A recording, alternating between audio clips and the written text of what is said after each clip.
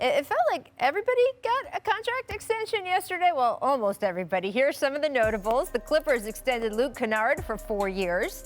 The Raptors gave OG Anunoby 4 years and $72 million. The Magic locked up Jonathan Isaac despite his injury. And they also came to terms with Markelle Fultz on a 3-year, $50 million extension. Okay, Markelle. Right? Paul, what did it look like to you to see the Magic show this kind of faith in the former #1 pick, where there was a point where he was, he couldn't even get on the court? Yeah, I mean, more power to you, for them to show this type of, commitment to a guy who we don't really know who he's going to be in the league. I mean, that says a lot of how much they believe in him going forward. He's still a young prospect with room to grow, and so that's what they're betting on. Well, and this is where we talked about Chauncey Billups. Right. It's like just because you enter into the league in your first situation, whether it's because of injury or just not the right dynamic, Chauncey went on to be a Hall of Famer. Like, Markelle Fultz has the talent. He was a #1 pick. That means all of the GMs had him top 3. All of the GMs had him top 3. He had him like 2 or 3. That's why I said top 3. But just good for him. Continue working in your craft. It doesn't matter what other people say. Your first destination is not how it always is going to end up. Yes, and I would say to shout out from me, because it is easier to have it all come easy. It is hard when it is harder, and I really admire what Markelle has done. All right, Larry Markkinen, John Collins, and Lonzo Ball, however, among the notable players not extended. They were eligible, but their teams could not come to terms. They will all become restricted free agents after this season. Richard, I want to ask you about Lonzo Ball specifically. Should he feel slighted about not getting extended, or should he feel excited because the free agent market next summer is actually a little more dry than we anticipated, and he could be even restricted, one of the bigger names out there? Well, he can. And this is what people need to understand. Lonzo Ball's impact is not just on the court. There's a lot of GMs, a lot of teams over there that he has a star power to him. He will put people in the seats. He will sell jerseys, whether it's because of his brother, his overall name. So, yes, while New Orleans might have said, hey, your value to us is 12, another team might say your value to us is 15. So he's just going to be a restricted free agent. I think that's a good idea. Listen, when you're on that rookie deal, you can't wait to get extended. Can't wait. So, if the extension doesn't come, he's probably disappointed, especially when you see the other guys getting this type of money, and you're like, shoot, I'm at least worth what some of these guys on the list are worth. But what if they offered him 75 and he was like, no? Not, after your rookie contract, you are not turning that down. What? Unless you got a lucrative shoe deal like LeBron had. He could have waited until be a restricted free agent. It depends on what they're offering, though, right? I'm disappointed if I'm him. And that should have him with a chip on his shoulder. Yeah. For the rest of the season, y'all don't want to extend me?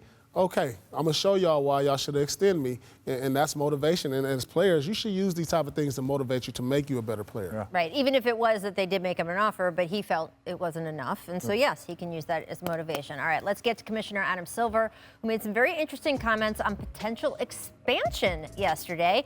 Now, he's always sort of just flat out dismissed this in the past, which is why this is such a departure, and everyone is reading everything they can into it. Quote, "It is sort of the manifest destiny of the league that you expand at some point." And then specifically talking about the pandemic, he said we've been putting a little bit more time into it, dusting off, he said, the analyses of what it would mean to expand than they had been pre-pandemic. But certainly we're not at the point that expansion is on the front burner. All right, so that last sentence is important because people in Seattle were looking to sell tickets as of this morning. And y'all got to slow your roll, but hopefully not too long. Richard, the league hasn't issued an expansion team since 2002, 18 years. Please, Where God, would you want to see expansion, and why is it Seattle? Please, God, bring back a team to Seattle. Please, this is what I'm saying. We can have a conversation and we can agree to disagree. It's usually two teams that they bring in, though. So you can talk about where else besides Seattle. We can't agree to disagree because you're wrong. Seattle needs a team there. You played there. I played there. It is one of the best basketball places. And it was, and the reason why the team left was because of politics. Not what you saw in Brooklyn and they couldn't get people in the stands and they needed to shift. It was pure, obviously, billion-dollar politics, but that's why they left. I don't care who the second team is. I just want a team back in Seattle. Yeah, well, I really feel there's two destinations. One is definitely Seattle. Great fan base, great sports city. Right. I mean, they just won the WNBA championship up there. Again. Amen. The Seattle Seahawks are huge. 12 man. Huge. They're great every year, a contender to win the championship. They need this. The other city is Las Vegas. I mean, you can see how Las Vegas is expanding. I mean, you have the Raiders are there now. Of course. They got WNBA. And I've even heard rumors that they're building a baseball stadium. That's just a rumor, you know.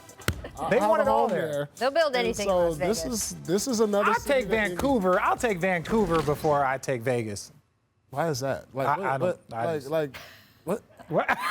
Because I don't need a reason to go to Vegas. Vancouver. I would love to see the NBA back in Vancouver. What? So I'm gonna. I mean, Vancouver's fine. That's where my draft was, and it's a lot of fun.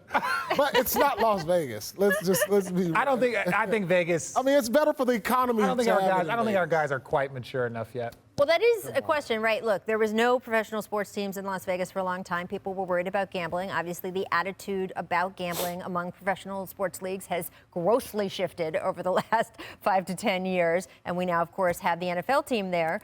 And their hockey team just went to the finals last year. Look, it's Seattle. It's Seattle and everybody else. Seattle is where we start, and then everybody else can argue over that next team. Seattle, and then also Seattle. Thanks for watching ESPN on YouTube. For live streaming sports and premium content, subscribe to ESPN+.